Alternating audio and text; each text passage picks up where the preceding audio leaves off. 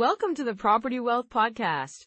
We're so glad you're joining us today. Absolutely. It's great to be here. When it comes to real estate investing, there are so many moving parts, right? But one area that often trips people up is the title and escrow process. Yeah, for sure. It can feel a bit overwhelming, especially if you're not familiar with all the ins and outs. Exactly. And that's what we're diving into today.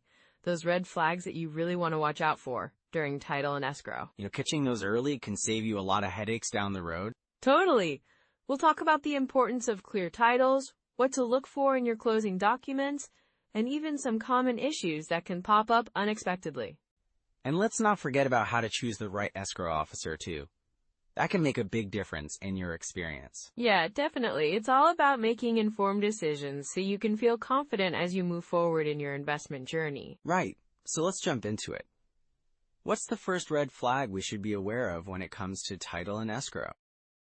Sarah, as we're diving deeper into title and escrow red flags, I think it's crucial to highlight why this really matters for folks over 40. Absolutely, Mike. It's not just about buying a property, right? It's about securing their future. Exactly. Many listeners might be thinking about retirement timelines and how real estate fits into that picture. If you're planning on stepping back from work in the next decade, ensuring your property investments are sound is more important than ever. Right.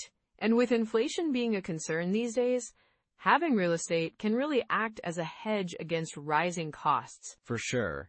I've seen investors who thought they were set, but then inflation hit, and their fixed incomes didn't stretch as far as they used to. One client of mine, let's call him Tom, he owned a couple of rental properties. He thought he was on easy street, but then the costs of maintenance and living just kept climbing. That's so relatable. So how did he manage that? Well, Tom realized he needed to reassess his investments. He had to look at the cash flow and whether those properties were truly bringing in enough to keep pace with inflation. We talked about refinancing and even selling one property to invest in another that had better potential. It sounds like he had to be proactive, huh? Exactly, and it's all about being aware of these red flags in the title and escrow process. A title issue, for example, could totally derail someone's retirement plans. If a property has unresolved liens or claims against it, that can cost a lot of time and money to resolve, especially if you're trying to sell or leverage that property for retirement funds. Wow, I hadn't thought about that angle. It's like you're not just buying a piece of land, you're buying security for your future. Yes, and think about market shifts too, right? The real estate market can be unpredictable. We've seen some serious fluctuations recently. If someone over 40 is counting on a property to fund their retirement, they can't afford to overlook any title issues. It could mean the difference between a smooth sale or a long, drawn-out process. And that can be so stressful. The emotional side of financial security is huge. It's not just about numbers. It's about peace of mind. Exactly. I remember another investor, let's call her Linda. She was so excited to buy her first investment property, but she skipped the title search because she thought it was an unnecessary expense. Oh no! What happened? Well, she found out later that there were unresolved issues from the previous owner, and it turned into a nightmare. She had to spend months fighting to clear things up, which not only drained her finances, but also her emotional energy. That's heartbreaking. So it really shows why being diligent about the title and escrow process is critical. Right, and for those over 40, many are thinking about wealth transfer to family too. If something goes wrong during the sale, it could complicate those plans. Like, if you have kids who are counting on inheriting that property, or using it as a stepping stone for their own investments. It's like a ripple effect, right? One misstep can affect not just you, but your family's future too. Exactly. And with current economic trends, it's clear that the landscape is shifting. Interest rates are fluctuating, and as we see more people moving to different states, the property demand is changing. So it's about staying informed and being wise about decisions, especially when it comes to title and escrow. Yes, and I think it's also about being strategic. In this market, knowing how to navigate potential pitfalls means you're not just protecting your investment, but also your family's legacy. I love that perspective, Mike. It really gives listeners something to think about. So what are some strategies they can use to avoid these red flags? Well, for starters, always insist on a thorough title search, and don't just skim over the report. Look for any discrepancies or issues. And maybe even consult with a title company, right? Absolutely. Having an expert on your side can make a world of difference. They'll know what to look for and can help you understand any potential risks. That sounds super important. Anything else that comes to mind? Yeah, I'd say be aware of any recent changes in the area. If there's been a lot of development or changes in zoning laws, it's worth digging deeper into how that could affect your property's title. That's such a good point. And I think it's all about being proactive rather than reactive. Exactly, Sarah. Taking the time to do your due diligence now can save a lot of headaches down the line. And that peace of mind is priceless, especially as you're thinking about the next chapter of life. Absolutely. It's about building a solid foundation for your future and your family's future too. Well, let's jump into some core strategies that can help our listeners navigate this process effectively. You know, Sarah, when it comes to title and escrow, there are definitely some red flags to be aware of. I mean, the last thing you want is to be caught off guard after you've made a big investment. Absolutely, Mike. So what are some of those key red flags that listeners should keep an eye out for? Well, a big one is an unclear title. You should always ensure the title is clear of any liens or claims. If there are unresolved issues, it could complicate or even derail your purchase. I remember a property I looked at once. The seller had a tax lien from years ago that hadn't been cleared up. It was a nightmare. Wow, that sounds stressful. So how do you confirm that the title is clear before you proceed? Great question. You want to start by getting a title search done. This will reveal any liens, easements, or other encumbrances on the property. And then, you can also get title insurance to protect yourself against any future claims. It's a small price to pay for peace of mind. Right, and I guess the earlier you do this, the better, huh? Exactly. You don't want to wait until the last minute. Another red flag is if the seller is rushing you to close the deal. That can be a sign they're trying to hide something. Oh, for sure. If they're pushing you to sign quickly, that's definitely a moment to pause and ask why. Exactly. And then there's the matter of escrow instructions. You should thoroughly review those. Sometimes they can be vague or not in your best interest. You want to make sure that the terms are clear and that you understand everything before you sign. So what should be included in those escrow instructions? They should outline the terms of the sale, including the purchase price, the timeline, and any conditions that need to be met. And if you see anything that seems off, don't hesitate to ask for clarification. That makes sense. And what about the actual funds held in escrow? Ah, good point. Make sure you know how the funds are being handled. If it seems like the process is not secure, or if the escrow company isn't reputable, that's a huge red flag. Always use a licensed escrow company. Right. You want to feel confident that your money is safe. Exactly. And speaking of confidence, let's talk about the practical strategies and rules of thumb that can help guide your real estate investing decisions. Yes, please. I think that would be super helpful. One fundamental rule is the 1% rule. Basically, it suggests that a property should rent for at least 1% of its purchase price each month. So, if you buy a property for $200,000, you want to aim for a monthly rent of at least $2,000. That's a solid rule to follow. So if the rent is lower than that, it might not be the best investment? Exactly. It could indicate that the property won't cash flow positively. Now, another important one is the 50% rule, which says you should expect about 50% of your rental income to go towards expenses, things like maintenance, property management, and taxes. So if you're making $2,000 a month from rent, you should budget about $1,000 for those expenses?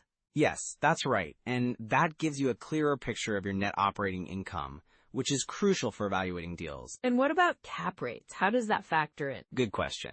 The capitalization rate, or cap rate, is a way to measure the return on investment of a property.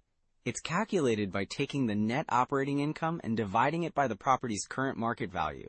So if I have a property worth $250,000 and it generates $25,000 in net income, that would give me a cap rate of, what, 10%? Exactly. That's a strong cap rate. A higher cap rate often indicates a better return on investment, while a lower cap rate might mean the property is overpriced or in a less desirable area. Got it.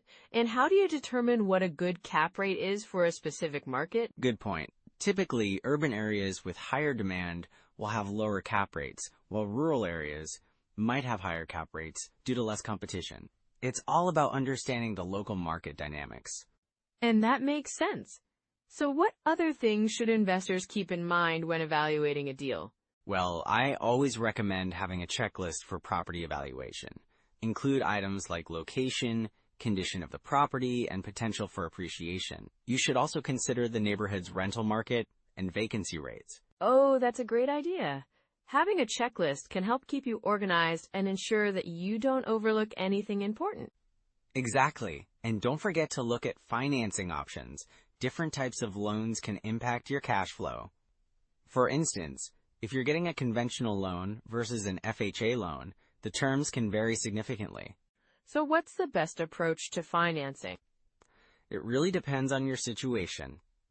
If you're looking for lower down payments, an FHA loan could be a good choice. But if you have a strong credit score, a conventional loan might offer better terms in the long run. That's helpful. And once you've evaluated these aspects, you can feel more confident in your investment decisions. Exactly. Are there any common pitfalls you see investors falling into even after they've done their homework? Oh, for sure. One common pitfall is underestimating repair costs. Many new investors think they can just paint and clean a property, but there can be hidden issues. Always budget for unexpected repairs. Right! And I guess it's easy to get excited and overlook those potential costs. Yes, and another pitfall is not having a solid exit strategy. You should always know how and when you plan to sell or refinance a property. It's about thinking long-term, not just focusing on the immediate gains. That's so true. It's all part of building that long-term wealth, right? Absolutely. And being aware of these red flags and following those strategies can really set you up for success in the real estate market. Well, I think that's a lot of valuable information for our listeners to digest. Definitely. And it's always good to keep learning and adapting as you go. You know, Sarah, one of the biggest pitfalls I see investors fall into is over-leveraging. Oh, totally. It seems so tempting to take on as much debt as possible, especially with the idea of maximizing returns, right? Exactly. I had a client not too long ago who bought a property with like 90% financing. It looked great on paper, but when the market took a little dip, he was really struggling to make those mortgage payments. Yeah, I can imagine. It's like riding a roller coaster without a safety harness. What happened to him? Well, he ended up having to sell the property at a loss. It was a tough lesson. He thought he could ride the highs forever, but the reality is, if you're too leveraged, even a small downturn can lead to big problems. That's so true. So what can investors do to avoid getting into that situation? Well, it's all about understanding your limits.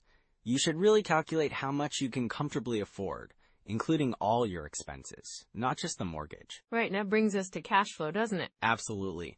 Ignoring cash flow is another common mistake. I had this other investor who bought a multifamily unit, and he was so focused on the potential appreciation that he didn't pay attention to the monthly expenses. So what went wrong there? Well, he had a few bad tenants, They were late on rent, and he wasn't prepared for the cash flow hit. He didn't have enough reserves, and it put him in a really tight spot. Ouch. So did he end up having to sell? Not yet, but he's struggling. He's learned to keep a closer eye on his cash flow now. I always tell my clients to build a buffer, at least 3 to 6 months of expenses set aside for those unexpected costs. That makes so much sense. It's like having a safety net. Exactly. And speaking of unexpected costs, hidden fees can be a real nightmare too. Oh, definitely. I think a lot of first-time investors just don't see those coming. Right. I once worked with someone who was so excited about a property that he skipped the fine print during the escrow process. He didn't realize how many closing costs were associated with the deal. What kinds of fees are we talking about? Well, things like transfer taxes, title insurance, and even inspection fees can add up. He ended up paying a good chunk more than he anticipated, which ate into his initial investment. Wow, that sounds frustrating. So what's the best way to avoid that? I always recommend having a checklist, Go through every item and ensure you understand what you're paying for. And don't hesitate to ask questions, especially about fees that seem vague. That's solid advice. It's so important to be thorough. For sure. And then there's the whole timing, the market issue. Oh, I know that one well. It can be really tempting to wait for the perfect moment to buy. Yeah, and the truth is, that perfect moment often doesn't exist. I remember a friend who was waiting for prices to drop. He held off for years, thinking he'd snag a deal. Did he end up missing out? Exactly. Prices just kept rising, and by the time he finally decided to jump in, he was paying even more than he would have if he'd acted sooner. That's a tough lesson. What would you advise those who are stuck in that mindset? I'd say focus on your investment strategy rather than trying to time the market. If you find a property that fits your criteria and the numbers work, go for it. That's great advice. And, while we're talking about pitfalls, bad tenants can be a huge red flag. They really can. What's your experience with that? I had a colleague who bought a residential property without doing thorough tenant screening. Oh no? What happened? He ended up with tenants who had a history of late payments and some complaints from neighbors. It took months to evict them, which not only drained his finances, but also created stress and frustration. Wow, that's a nightmare. So what can investors do to avoid those kinds of situations? Well, proper tenant screening is key. That means checking credit scores, rental histories, and even employment verification. It's worth the effort to find the right people. Definitely. It's like dating. Better to do your homework first than to find out later. Exactly. And trust your instincts. If something feels off during the interview, don't ignore that gut feeling. Good point. It's all about building that solid foundation. Right. So to wrap this up, the common pitfalls we talked about today, over-leveraging, ignoring cash flow, hidden costs, timing the market, and bad tenants, are all things that can derail your investment journey if you're not careful. And the key takeaway is really about being proactive, right? Absolutely. Being thorough, doing your homework, and planning for the unexpected can save you a lot of headaches down the line. And if you do find yourself in a tough spot, remember that it's never too late to pivot. Exactly, and there are always ways to recover. So whether it's adjusting your strategy or seeking advice, just keep moving forward. That's the spirit. It's all part of the journey. I love that. Now let's transition to some next steps for our listeners to take action. All right, let's dive into some immediate steps people can take right now to navigate title and escrow with confidence. Yeah, I think it's so important to feel empowered, especially when it comes to such a crucial part of the real estate process. What do you suggest as a first step? Well, the first thing I'd recommend is getting familiar with the local market. You can use tools like Zillow or your local MLS to check out property listings, see what's selling, and get a feel for the market dynamics. That's a great idea. Knowing the market helps you spot any red flags, right? Exactly. And once you're comfortable with that, I'd suggest looking into the BiggerPockets calculator or Deal Check. These tools can help you analyze potential deals quickly. Just plug in your numbers and see if the investment makes sense. Those are super helpful for beginners and seasoned investors alike. What about checking out local meetups or networking events? Oh, absolutely. Joining a local meetup can be invaluable. You not only learn from others' experiences, but also build a network of contacts who can guide you through the title and escrow process. And often, those connections can lead to recommendations for reliable title companies or escrow agents, right? Yes, exactly. Having trusted professionals in your corner is crucial. You might also want to consider reading a few good books on real estate investing. The book on rental property investing by Brandon Turner is a solid choice. I love that book. It really breaks things down. What about podcasts? Any favorites? Definitely. I'd recommend checking out the BiggerPockets podcast. They dive into real-world experiences, and you can learn a lot from the guests they have on. Such a wealth of information. Okay, so let's say someone wants to start small. What habit would you suggest? Start by analyzing just one deal a week. It doesn't have to be a big one. Just get comfortable with the numbers. Look at the cash flow, potential appreciation, and any risks involved. That's a manageable goal. It keeps the analysis from feeling overwhelming. Exactly.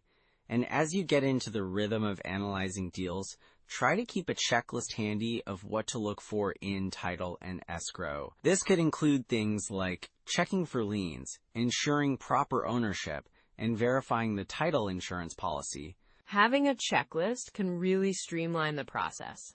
It's like a safety net, right? Absolutely. And don't forget to review your findings with a real estate attorney if you have concerns. Sometimes a second set of eyes can catch something you might miss. That's a smart tip. It's always better to be thorough, especially in the beginning. Right.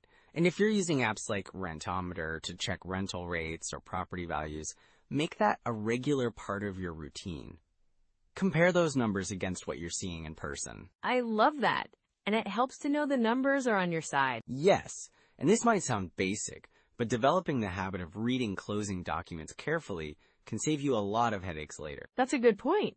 A lot of people skim through those, but they can contain crucial information. Exactly. You don't want to be surprised at the closing table, so make it a habit to read through everything, even if it feels tedious. And if something doesn't make sense, ask questions. It's your investment after all. Yes. And remember, it's perfectly okay to seek clarification. The more informed you are, the more confident you'll feel moving forward. So it seems like there are plenty of actionable steps that anyone can start taking right away. For sure. And you don't have to do everything at once. Just pick a couple of tools or habits to start with and build from there. That's such a good reminder. It's all about progress, not perfection. Absolutely. And with these tools in your pocket, you're ready to move forward. So let's recap what we've covered today. So, as we wrap things up, let's quickly recap some of the key red flags we discussed about title and escrow. Yeah, for sure. First off, one of the biggest takeaways was understanding the importance of title insurance, right? It really protects you from any unforeseen claims against your property. Absolutely. And then there was the whole issue of liens. Like, you've got to ensure there are no unpaid debts tied to the property.